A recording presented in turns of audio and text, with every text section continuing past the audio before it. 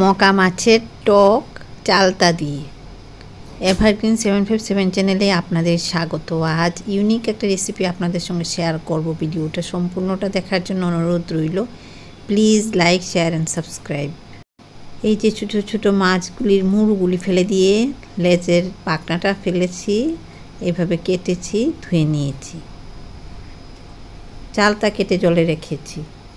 কড়াইটা গরম করে তেল দিচ্ছি, অল্প পরিমাণে তেলটা দিয়ে তেল গরম করে তেলের মধ্যেই নুনটা দিয়ে দিচ্ছি। এখানে মাছ ভাজা হবে, কড়াইটাও ভালো গরম হবে।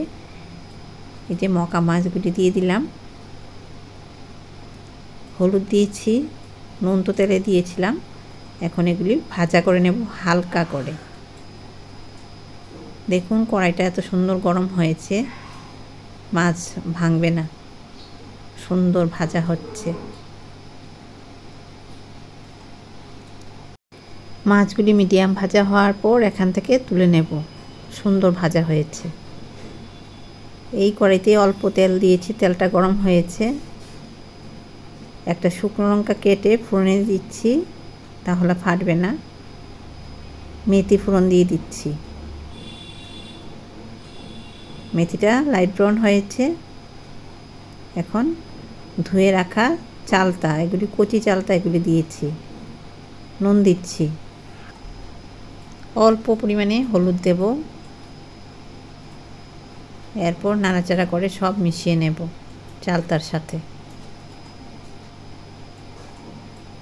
মিশিয়ে নিলাম। চালতাগুলি একটু সেদ্ধ হবে এখানে। চালতা ভাজা করতে হয় না। এরপর গরম জল দিয়ে দিলাম টক চাটনির জন্য। জল দিয়েছি, ঝোলের জন্য নুন দিয়েছি অল্প পরিমাণে। আন্দাজ করে নুনটা দিতে হবে, প্রয়োজনে আবার দিতে হবে নুন। টক হবে তো নুনটা একটু দিতে হয়, বেশি নুন হওয়া ভালো না। যে ঢাকা দিয়ে দিয়ে চালতাগুলি সেদ্ধ করে নিচ্ছি। এখন এগুলি নরম হয়েছে। কচি চালতা, খুব টক এবং খুবই সুস্বাদু।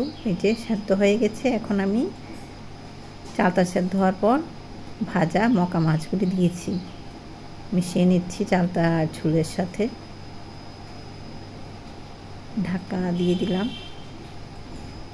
এই যে সব সুন্দর সেদ্ধ হয়েছে, মাছও সেদ্ধ হয়ে গেছে, চালতা সেদ্ধ হয়েছে।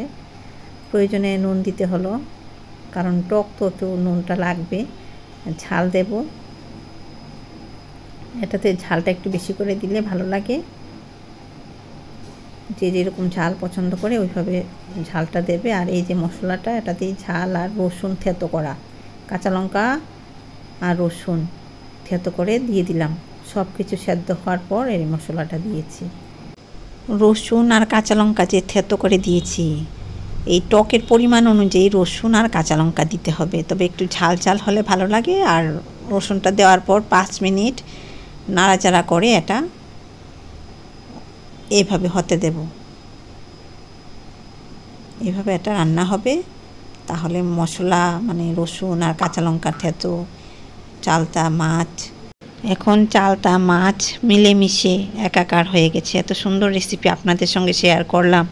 প্লিজ এভারগ্রিন 757 চ্যানেল আর রান্নায় ব্যঞ্জন চ্যানেল একই, এটা সাবস্ক্রাইব করুন আর দেখতে থাকুন। এই যে দেখুন, ভাত দিয়ে বেশ ভালো লাগবে। আপনারা সুস্থ থাকুন, আপনারা রান্না করে খান, এটা আমার ইচ্ছে। আপনারা ভালো থাকুন, সুস্থ থাকুন। ধন্যবাদ।